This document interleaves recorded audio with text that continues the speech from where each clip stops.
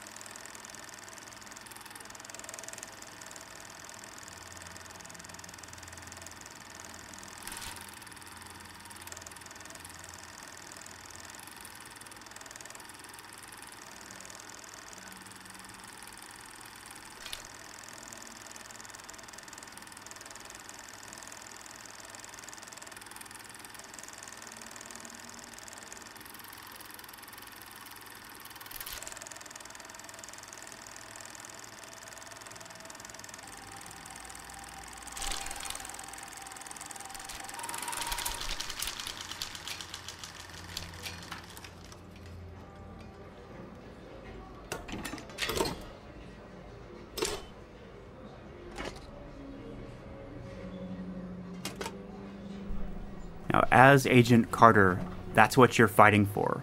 That child's family and thousands of others like it are the stakes in this conflict with the alien enemy. But here in 1962, Kennedy is president, the Cuban Missile Crisis is threatening to turn the Cold War hot, and your job is to assemble a team of the finest minds in asymmetrical warfare to repel this threat for which there is no field experience.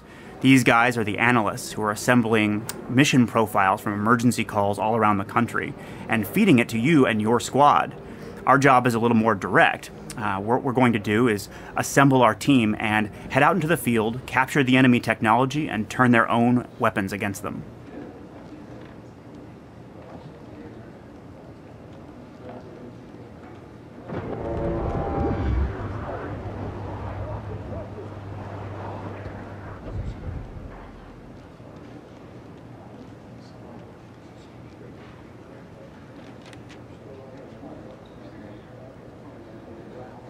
Agent Carter, a real pleasure to meet you.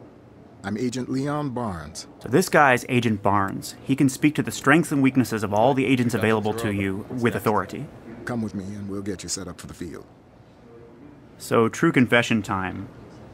2K Marin is full of big fat RPG nerds like me, and this underground base is a true social space where you can meet with your fellow field officers and discuss strategies to repel the aliens, and sort of look at what it's like to experience the emotional cost of this kind of invasion from within.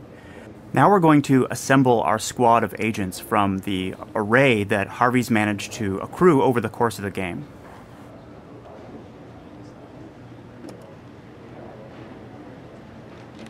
Meet our master at arms. He's an ammo dump on legs, makes his own rounds. First guy you want nearby when you hear the click of an empty chamber. If you're looking for a bruiser, you found your guy. Don't let the dress code fool you. There's other suits made of dead Ruskies. The agents are the primary channels of player growth in XCOM. We like to say that they're like your left and right hand, and it's up to you to turn each one into a fist. Now, similar to the original games, you've got this big stable of them that you're able to work on and specialize as you play through the campaign. Harvey's already taken a couple of these guys out into the field, and the commando at the top there is ready to purchase a new ability with field experience. So why don't we take a look at what's available?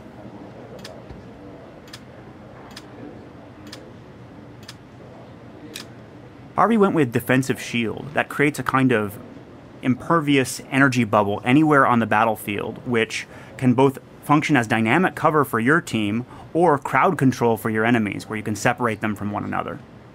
But now that we've got our squad, and you can take 2 agents into the field at once, we'll go ahead and head over to the operations floor and pick our next mission. You're all set, Agent Carter. And hey, watch your back out there. As of now, Will, you're in command of XCOM's muscle. Here on the ops floor, we'll supply the brains. But there's one mind in particular I need on the team. A man of singular expertise. That's your next mission. That's Angela. She's XCOM's division chief. She's former CIA, and her job is to take all of the data that the analysts assemble and turn it into these mission profiles for you to choose between. When we played the original XCOM games, we felt sort of almost overwhelmed with choices in between missions. And so here on the big board, you're able to select between missions that drive the story forward and sort of secondary strategic opportunities in pursuit of a resource. For example, Illyrium 115 is the heavy element that powers all of the alien technology. If we capture that, Harvey can invest it in research and gain long-term growth rewards like new weapons, agent powers, and so on. Or let's say he wants to deploy one of his agents to go on a mission without him, and that agent will come back with new field experience, which he can spend on perks and gear and so on. So let's take a look at what Harvey does next. Until recently, Dr. Alan Weir was working with Dad, analyzing the alien technology and subverting it to help humanity fight back. A short time ago, we lost contact with him. You and your team will head to his last known location, track him down, and bring him home. So Harvey's chosen a backbone story mission. Assembling a team of the best also affects the story of the game. If we get Dr. Alan Weir, he will join the base and be able to comment on future missions, and he will also grant XCOM a significant boon in terms of its research potential. So why don't we go ahead and accept that mission and deploy to the field? And remember, there's no one else like Weir. Try not to break him.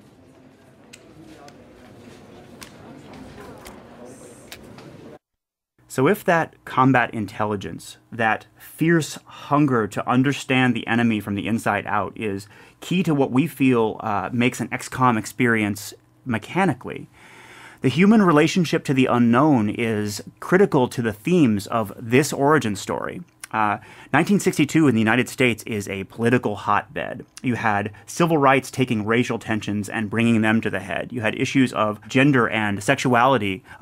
All of these marginalized voices finally coming to a fever pitch where the ruling elite, who had for so long kind of managed the image of the country, didn't really believe that they belonged. And so it's into that theater that we step now.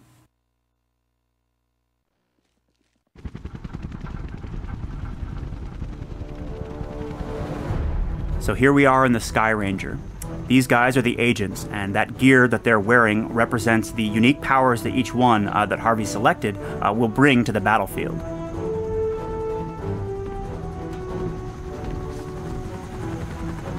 Now here's a good view of our setting. 1962's American dream at the verge of a tectonic cultural shift. People like Dr. Weir had found themselves persecuted throughout the 50s for their politics or their sexuality. In his case, both. But now he finds himself the scientific belle of the ball. Some of those old lines are beginning to blur and new ones are being drawn. Now we're supposed to make contact with the National Guard. They've set up a perimeter around this community the second that they heard that there might be an alien incursion there. Let's look for someone in charge.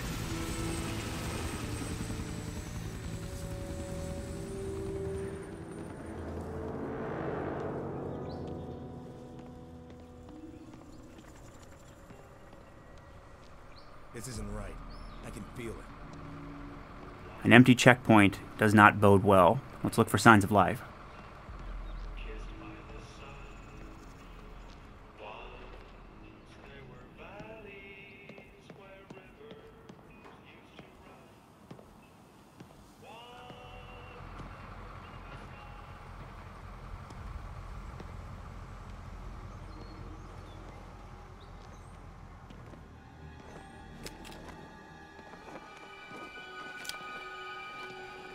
What in hell happened here?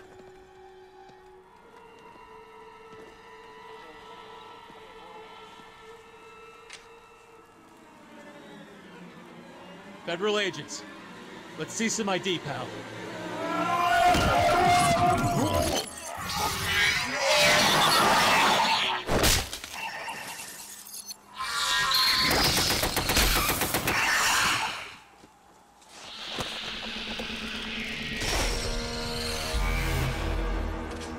That's the face of the alien enemy in XCOM. Collectively known as the Outsiders, they're made of a kind of living technology. That one was an infiltrator class, able to look like any human it wants for purposes of reconnaissance. But what was it looking for? It looks like it had opened the dossier on Dr. Alan Weir. They probably consider him a person of interest because he's been subverting their technology and making it work for humanity. But that alarm means we're not going to catch the rest by surprise. We'd better move quickly.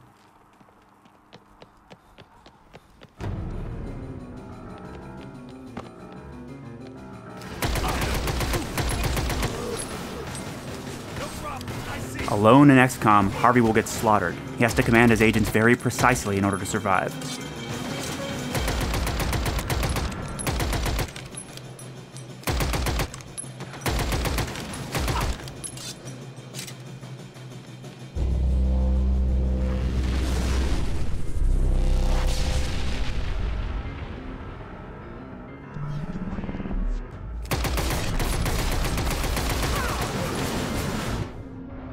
This looks like a good opportunity to talk about some of those design revisions that I mentioned. This is the tactical view. It represents Carter's long experience as a field commander. Now, Harvey can sweep around the entire battlefield and look for tactical opportunities. Time is slowed to a crawl, and he can command his agents' powers on a much more granular scale here. On the left is the commando's powers, and on the right, you see the master-at-arms. Harvey has to choose between the more expensive powers and the cheaper ones in order to solve a problem like this. That shield that we're looking at is soaking up too much of his agent's damage. He'll lose if he tries to just trade bullets with these guys all day, so he needs to find a way to solve this problem. It's kind of our real-time take on the classic battlescape of the original games. It looks like Harvey's going for Disrupt. That'll create a kind of feedback loop in the body of that outsider and cause him to drop his guard.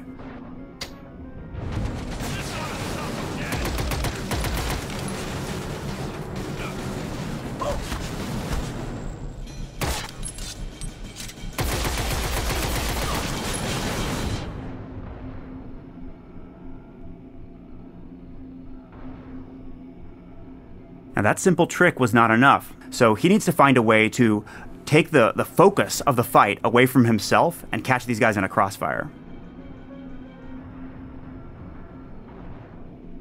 Alright, looks like he's going to go with the diversion power. What that'll do is make that agent appear to be the officer from the point of view of the outsiders. Yes, sir.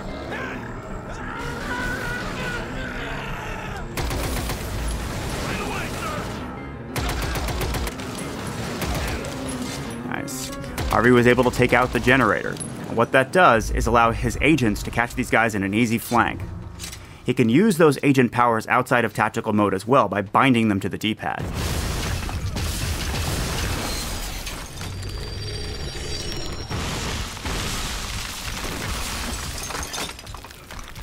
The outsiders threaten our world on an existential scale. That living technology they're made out of is both intelligent and highly aggressive.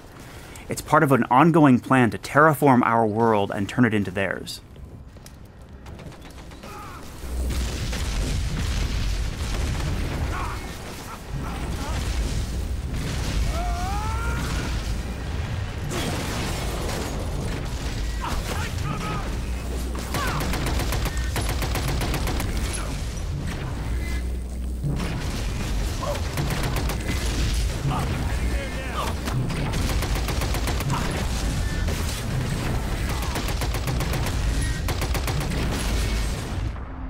That's the university where Dr. Weir lives and works, but the outsiders have beaten us here. They've got a strongly reinforced position, and Harvey's at a real disadvantage. He's going to have to find a way to subvert this situation and make it work for him, using his agent powers.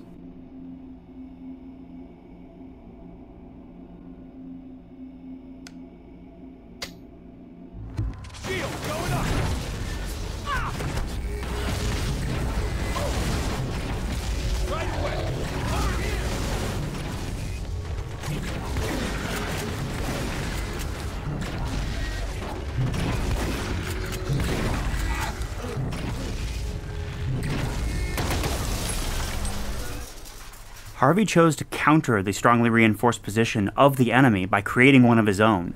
He laid down a defensive shield, that power that he purchased back in the base, and created a diversion from inside it. That allowed his agents to soak up all the damage-dealing potential of the enemy, and freed him up to come back here and disable the turret. Now that he's done that, we can capture it. This is another of those design changes that I mentioned. When he folds up the technology that this turret is made out of, he can actually take it with him and use it later in the field. Yes, Chief.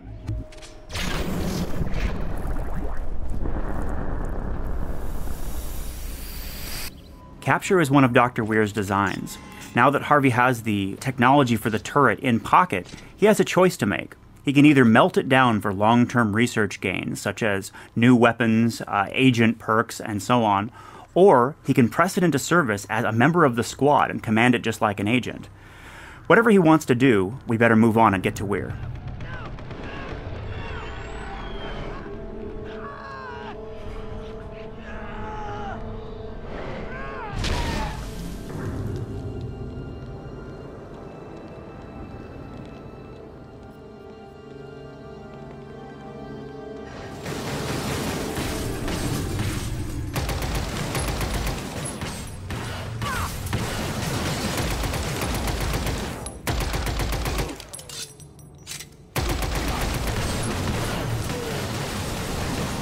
This time Harvey's just outnumbered. He could solve the problem in a couple of different ways.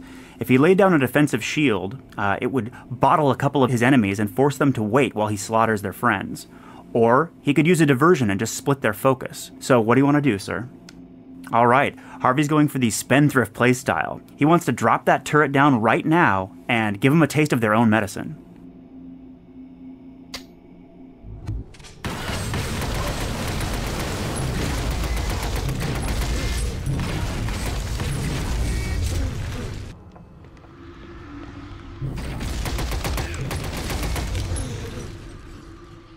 Now that Harvey's chosen to deploy the turret in the field like an agent, it has a limited lifespan. It's going to disintegrate pretty quickly, which means we should move on while it's still guarding our back. Now sometimes in the field you'll come across a novel design. This laser rifle, for example, is not adapted for human use, but if Harvey returns it to the lab, he can actually reverse engineer it and create a version that his agents can wield. In the meantime, we'll strip out the ammo and use it in one of our own alien weapons. That is one heck of a weapon. This is the disintegration ray. We've included it here to show the gains of the long-term growth curve in XCOM. If you're willing to invest in research and master the science of the enemy, you can take them on and remove their edge in combat.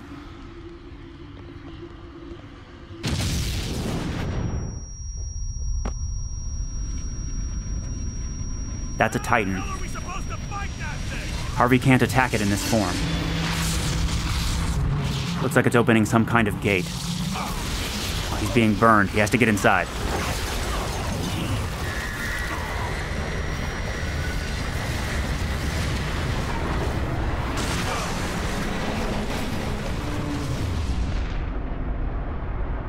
That Titan is terraforming this entire courtyard, bombarding it with some kind of cosmic energy and transforming it into something very much like the alien world. But it's far too valuable an opportunity for us not to attempt, at least, to capture it. The trouble is, if Harvey were to try and capture it right now, it would cost him 20 time units.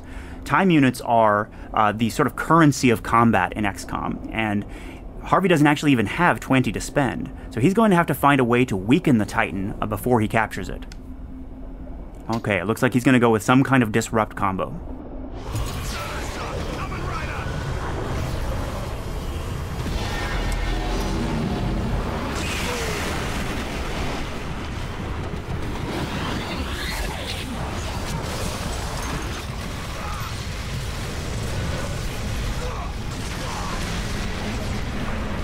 You ain't going anywhere. Harvey's got the Titan on the ropes, but that was the agent with the capture power. He's going to have to find a way to do a combat evac. Defensive shield will protect him from the rain. Alright, let's capture that Titan.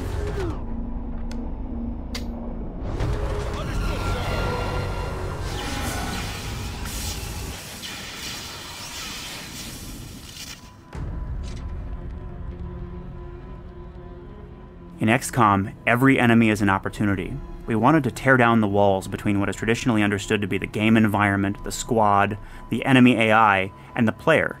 In the right hands, we believe they should all become player tools.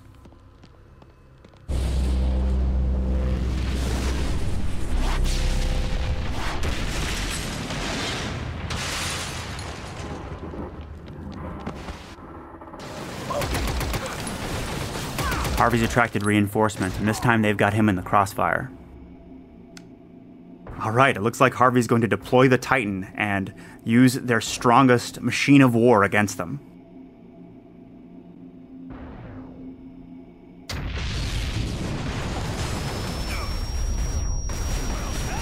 Now he can command its airstrikes just like an agent.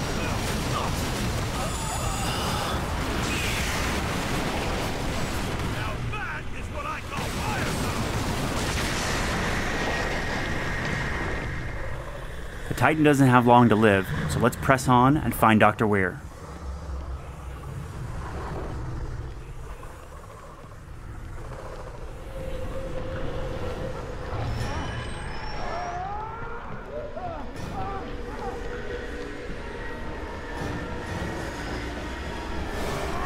That's him, and the enemy have got him.